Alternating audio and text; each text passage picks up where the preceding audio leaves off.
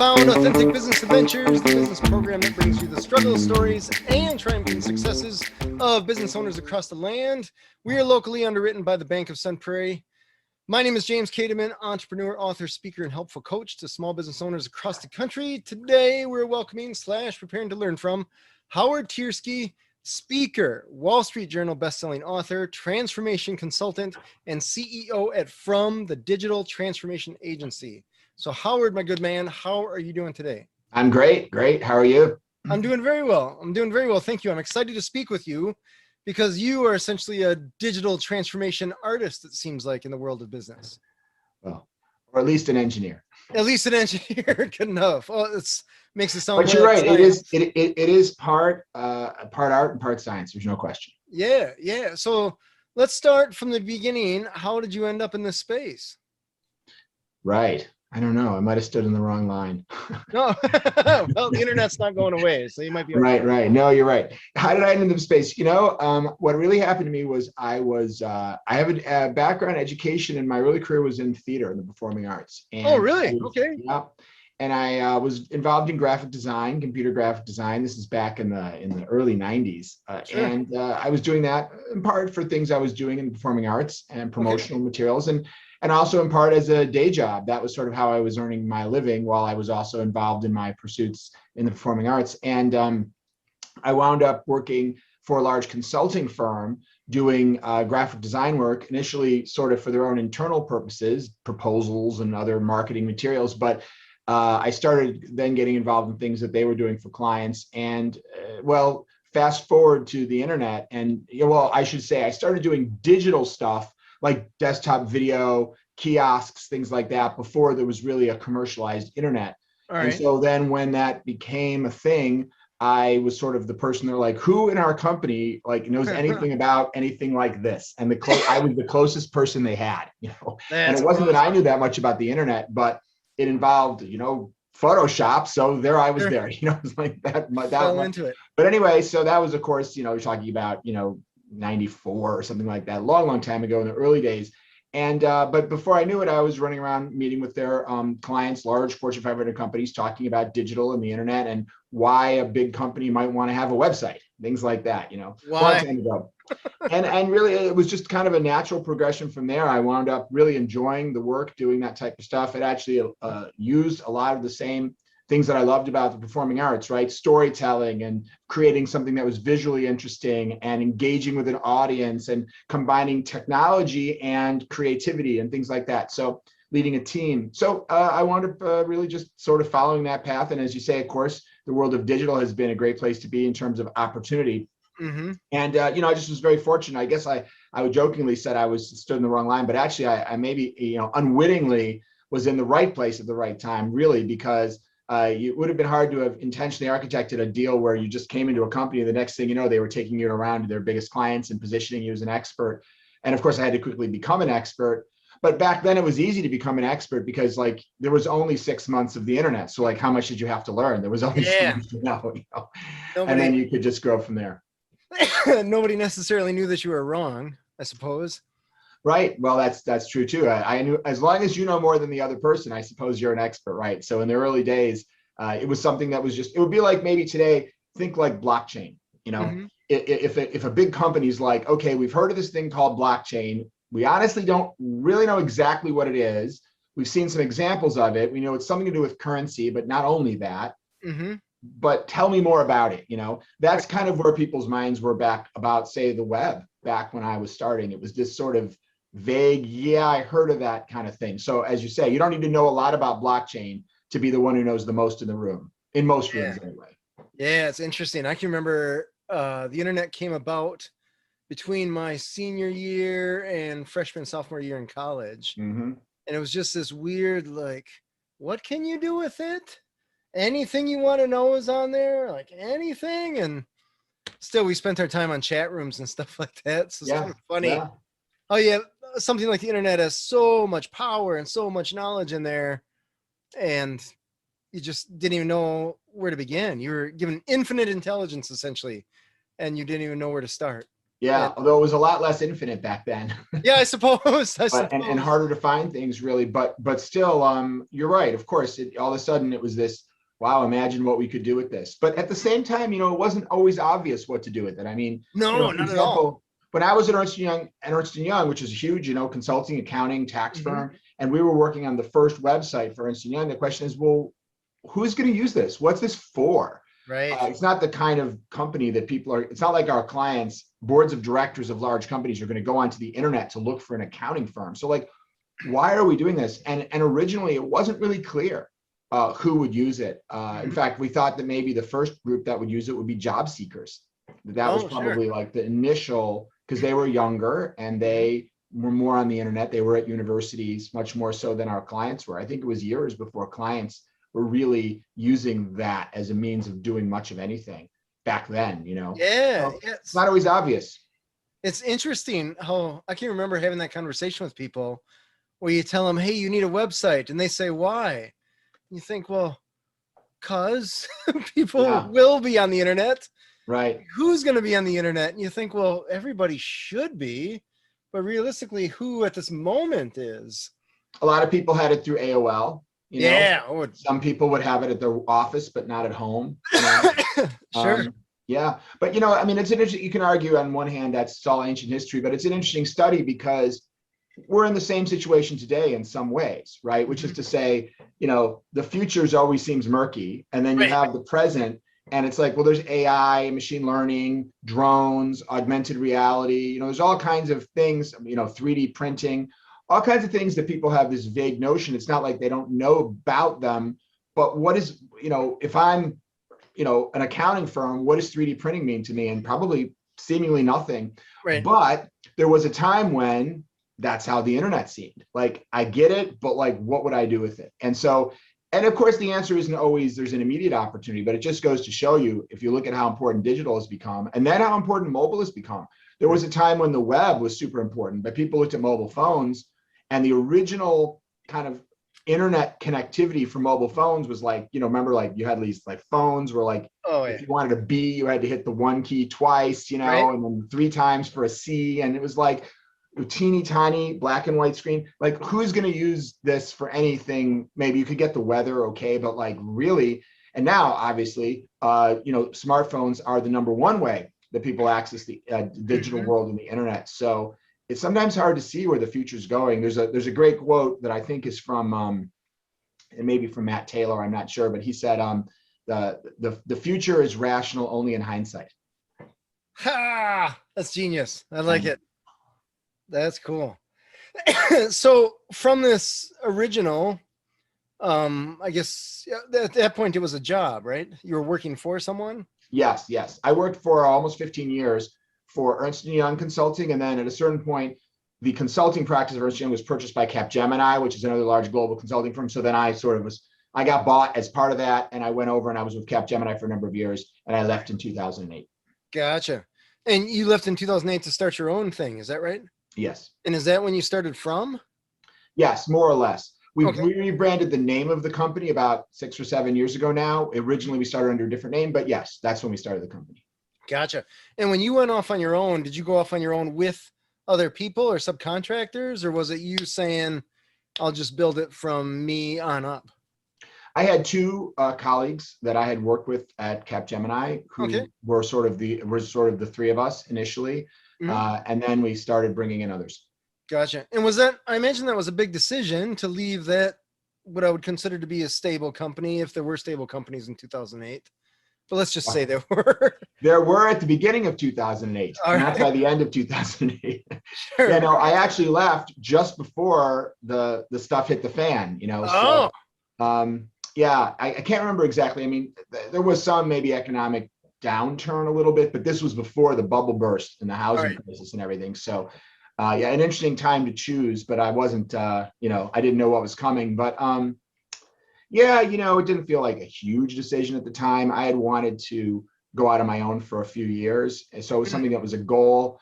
And in the industry that I was in by that point in time, I kind of knew that if it didn't work out, I could just go back either to that company or another big company like them. So I just figured, what the heck, I'd like to try this. And so I figured if it doesn't work for 6 months, I'll just go back where I was or similar. So it didn't feel like at the time, in retrospect, the future is rational only in hindsight, right? In retrospect, of course, it was a major turning point for my career, but I didn't think of it as being as big as it might seem at the time. Sure. Interesting. So who amongst those three was the one that said, hey, guys, let's get together and make this thing happen? Oh, well, it was me. What I did was I decided to start the company, and then as soon as I was doing it, I had a project. We kind of got our first project at the time that we started the company, which was doing the websites and e-commerce press system for Universal Studios theme parks. Oh, wow. And so, yeah, it worked out well. That was sort of the reason I did it at that moment, was that I had this opportunity, and I said, okay, now is the time. I have this project. Initially, I didn't know how long a project it was going to be, but turned out to be a couple of years. So I called up two people that had worked with me recently, one of whom had actually just left Capgemini. It might have been a year earlier or something like that, who had worked with me a lot. And I said, hey, why don't you come join? And the other of whom had been a contractor that had worked for me because I was prohibited from hiring employees of Capgemini. Right. But anyway, nevertheless, these were two people who I'd worked with closely at the company. And so I said, hey, I need you guys. And again, I said, I don't know how long this is going to be. This might be for, a few months. I'm not sure, and of course, one of them, her name is Heidi Wisbach. She's still with me. And the other, Mike Moore, he was with me for, I'm pretty sure, more than 10 years. And then he left at some point to become the head of design for a large, giant global financial services company. Very cool. All right. There's loyalty there. Wow.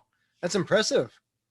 And landing Universal Studios, the website at the beginning, that had to be a major notch in the belt, I guess, as far as that goes for launching from. Well, yeah, it was a great opportunity. The way it worked, the way our business often works is you sell projects in phases. So what we'd actually sold was sort of the upfront initial kind of requirements. So it wasn't necessarily, it was maybe like a couple months of work. And it wasn't necessarily automatically the case that we were going to get sort of the full design and build of that. Ultimately, we did, but it was an opportunity for sure to get in and prove ourselves. Yeah. But from a business sort of solidity perspective, it was like, well, we've got a contract for 2 months of work, and if we do a great job, maybe we'll get the rest. But they also might say, you know what, you guys have done a good job, but we're going to go with a much bigger company. You guys have just started. We really didn't know. We didn't count on that, but it worked out great in the end. It wound up being something that really became the basis for the initial growth of our company, because it turned out to be a big project. All right. Very cool. So how did you market your company beyond that when you first started it? When we first started it, not at all. Not at all. Okay. No. We spent the first year just dealing with Universal Studios, and we needed to hire, I think we hired about 40, 50 people to work on that project. And so really I can't remember the exact timing, but it was many, many, many, many months, maybe a year, I'm not sure, that all we could do really was focus on making sure that we maximized the opportunity we had there. Because as I said, we didn't know for sure. It wasn't like it was in the bag, and there was a lot of work to be done, and we were bringing together a new team. So it was a lot of work. And so that was where all of my attention and focus went. And it did occur to me that, this project will be over someday. But if it's a choice between saying how, solidifying the sale of the next phase of this project we're working on versus trying to go out and market ourselves to companies that have never heard of us, it just made so much more sense to focus on, let's make this fantastic. Yeah. And so that was really the initial focus. And then at a certain point, I could see there was an end coming of that. I can't remember. Let's just say that was a year in or something. And I said, okay, this is not going to last forever, obviously. And then I went out and I used LinkedIn to go out to my network. And I said, hey, I need a person who can kind of run business development, someone who, because I knew I still needed to focus 100% of my energy on this massive project. I couldn't take my eye off that ball. But I said, I need to bring someone else in. And so I did. I brought in someone, Debbie, who's still with me as well. And she came in probably, I'm going to guess, 2009. Okay. And I said, okay, here's the deal. Welcome to the company. I have no time to talk to you. Your job is to get us more clients. We haven't finished our first project yet. We only have one client. We haven't finished our work for them yet. So we don't really have a case study. We don't have a website, but you need to go find us more clients. Oh, you guys didn't even have a website. I don't think so. Or maybe we had a page. You have to understand, we started this thing with a project. Why would we need a website? It wasn't that we didn't believe in websites, but it was just, you asked me when did we start marketing? The answer is for the first year, there was no concern about like the last thing I needed was a second client. That's awesome. What I needed were people who could play all these roles and get the project done. Yeah. So that was, and you know what? My business is often like that, feast or famine, right? Either you have too many people, you've grown to a certain size, and now, you finish this project, you finish that project, but you haven't started enough new work. And so now you have too many people and not enough work. Right. And that's a problem. Or because we're often in my business selling, we're out there talking to a lot of companies about projects, and you never know how many of them are going to happen, Right. And so if all of the projects that we're talking to clients about at any given time all happen, we're screwed. Oh, just like no way, right? But they're not all going to happen usually. But then sometimes, the stars align, and like the 4 projects that we proposed on last month all come back yes, and you're like, wait, what? Because you're counting on it being more like half or whatever, and Right. that's a good problem to have, but nevertheless it's a problem. And so then you're in a situation of like, okay, it's an opportunity to grow, which is great, but of course, just because it's an opportunity, you could also screw it up, so that means you got to find the right people, bring them in, onboard them, use it as an opportunity to grow. And when that's happening and someone's like, hey, this client wants to talk about another project, you're like, oh, okay, when is it? That's awesome. That's a good position to be in, where you're okay if the client says no because you have so much going on. Yeah.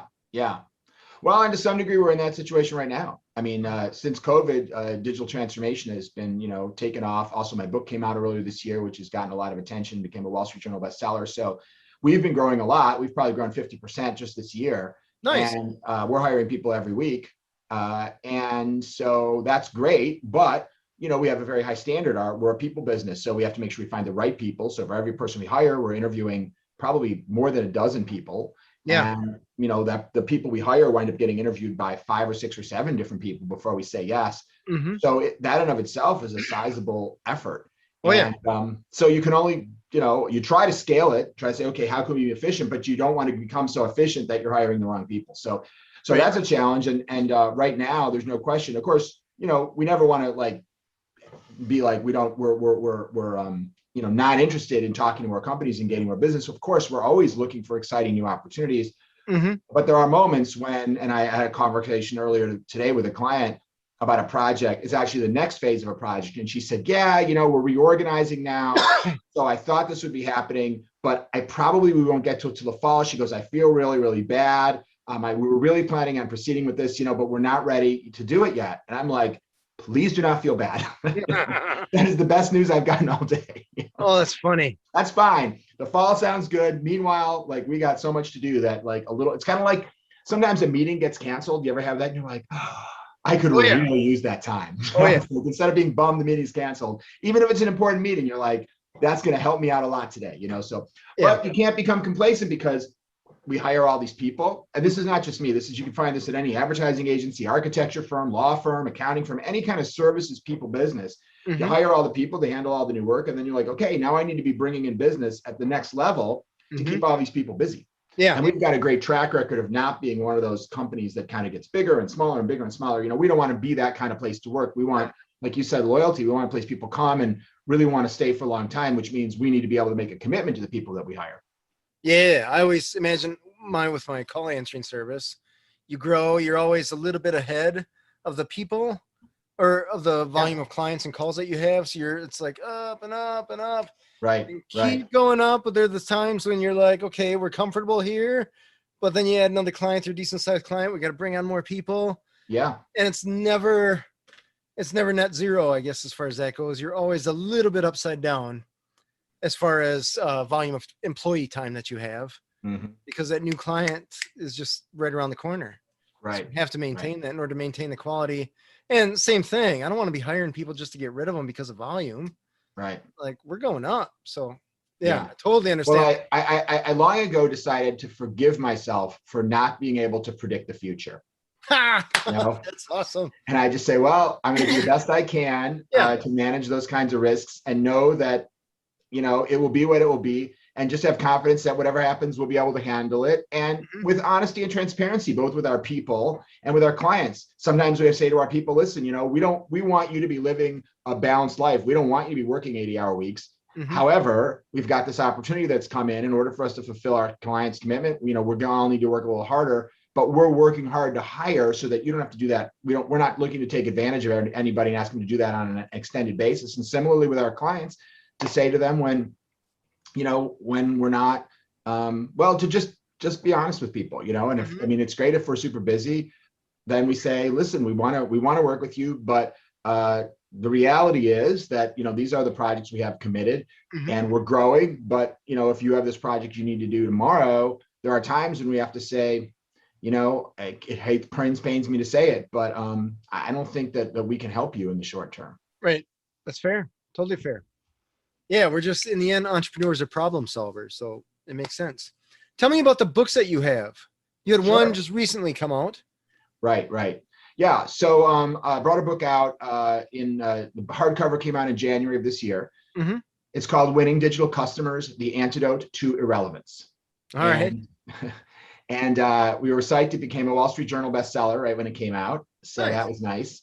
And it's a book that's meant to be a tool for any company that's looking to undergo, digital transformation, which sometimes begs, well, what do we mean by that? But and the book goes into that.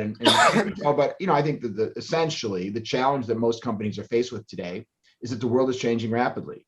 It was already changing rapidly in the sense of this idea of a movement toward what we call digital customers. And what I mean by digital customer is the customer that has digital at the center of their lifestyle, which I think is increasingly not only the majority of people, but the vast majority of people. Safe to say.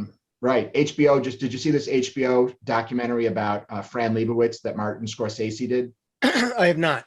So it's called something a city. Well, anyway, it's very funny. I think there's 6 or 7 episodes. It's with Martin Scorsese and Fran Lebowitz. Very funny. Okay. But Fran Lebowitz, if you're not familiar with her, she's a columnist and kind of a humorist. It's been around for a long time. She's probably in her late 60s or 70s by now.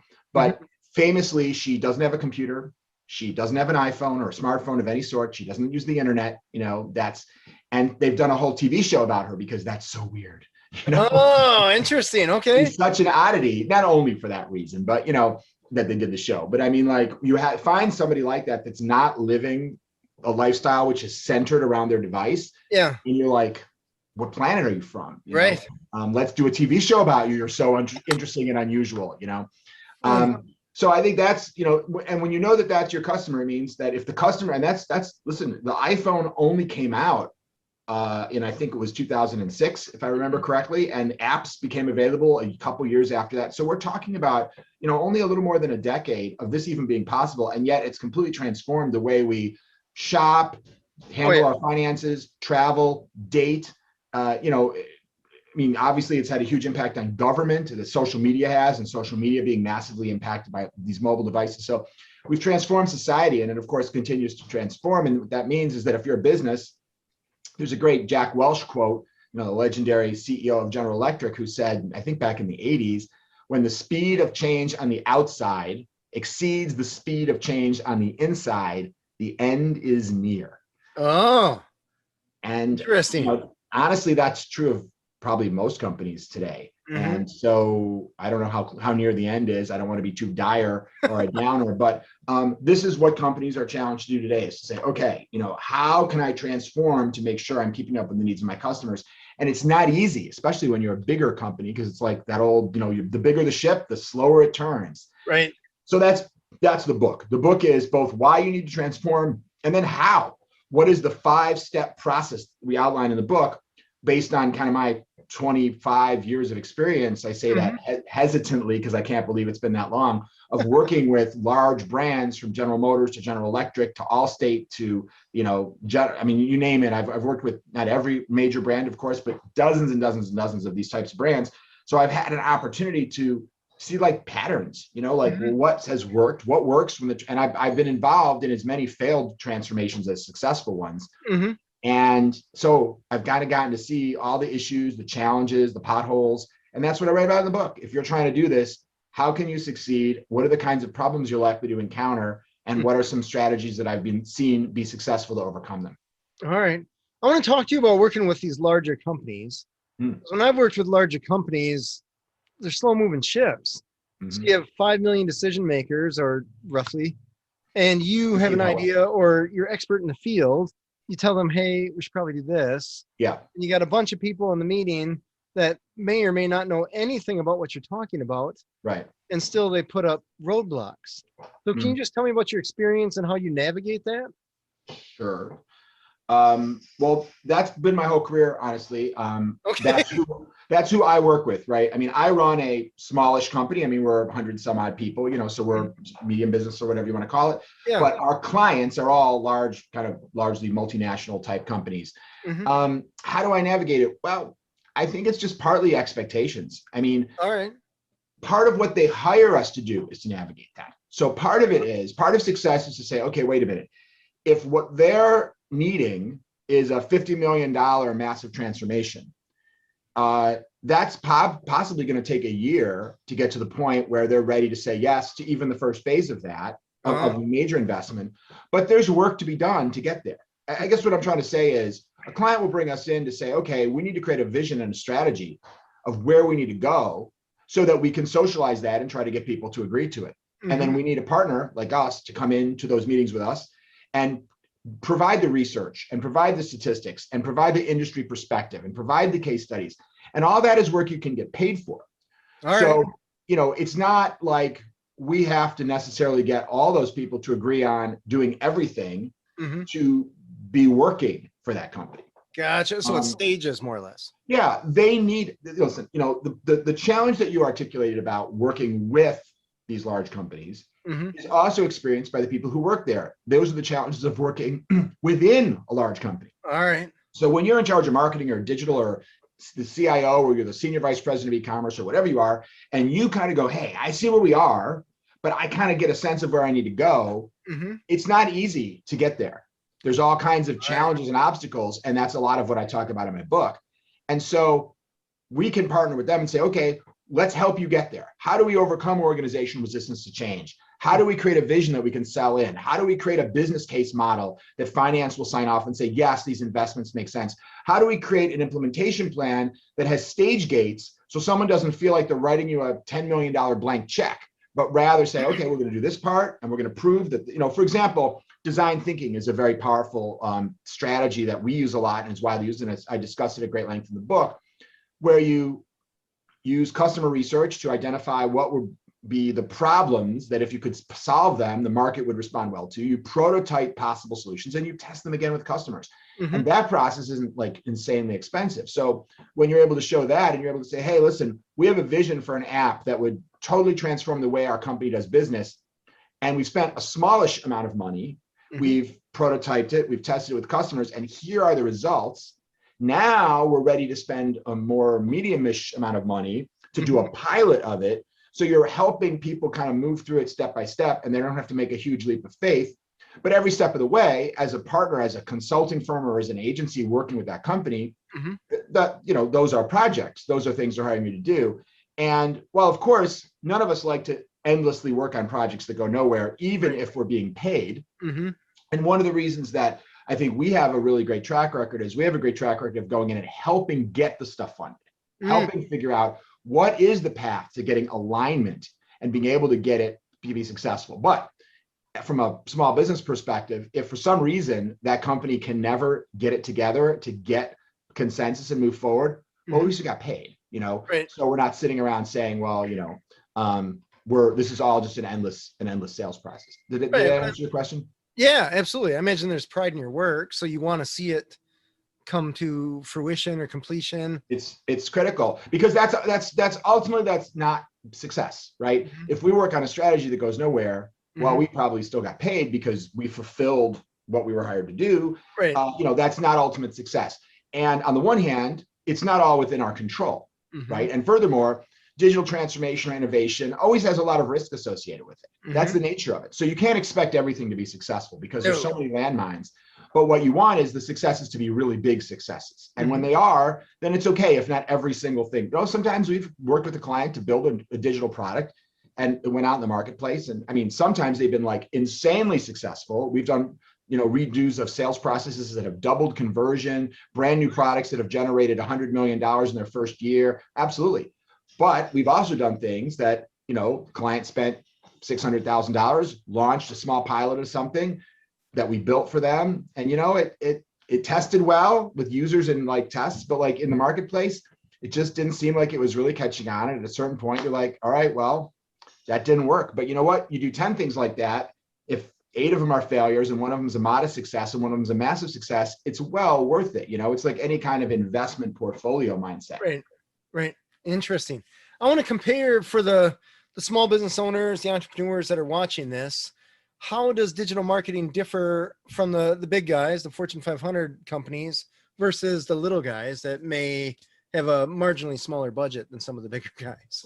Yeah, well, I really think that the digital world has created a real advantage or an opportunity for smaller companies, much more so than ever before. I mean, there was a time when if you weren't prepared to take out an ad in a national magazine or an ad in the New York Times or an ad on television or something, how are you going to reach people? And now we don't have that problem with targeted advertising, social media. There's all kinds of ways if you're looking for paid reach to be very targeted about it. So I think that's the key.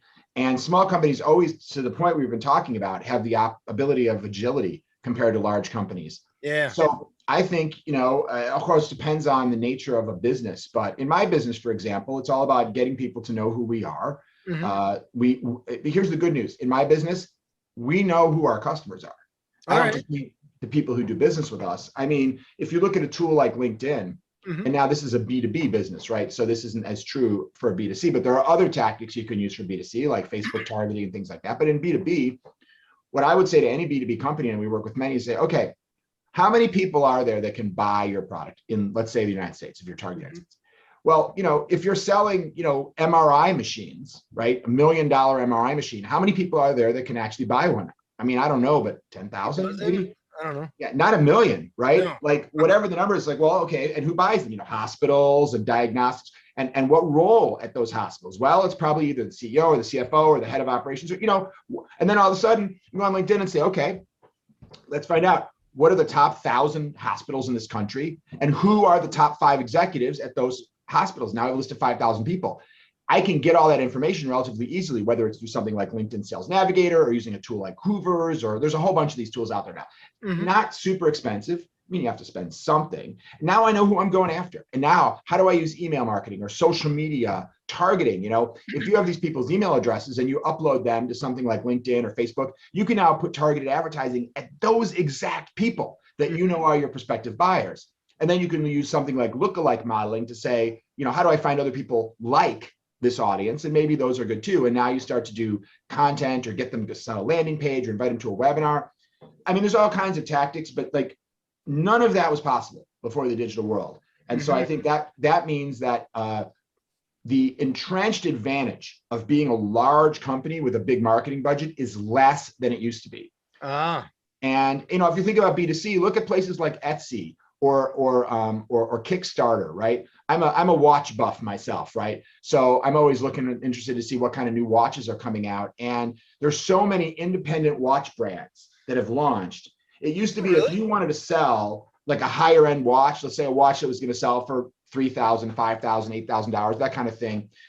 You had to figure out how to get your watch into these jewelry stores, and that was locked up by, it was very hard to break in. Now, all you have to do, get on Kickstarter or put something on the web, buy some Facebook ads, create a cool video, and all of a sudden, coincidentally, I'm wearing this watch right now, a very cool watch I like a lot from a company called Gorilla. Swiss watch company. They created this very kind of unusual, innovative watch. They're selling it direct to consumers through things like advertising on Facebook or influencer marketing. There's all kinds of people on YouTube and other places that create blogs and YouTube channels about watches, and they can get those people. I don't know if they're paying them or through other things, getting them to talk. Anyway, the point is they can find their audience. I'm just mentioning this in contrast because this is a B2C example, albeit a luxury B2C example.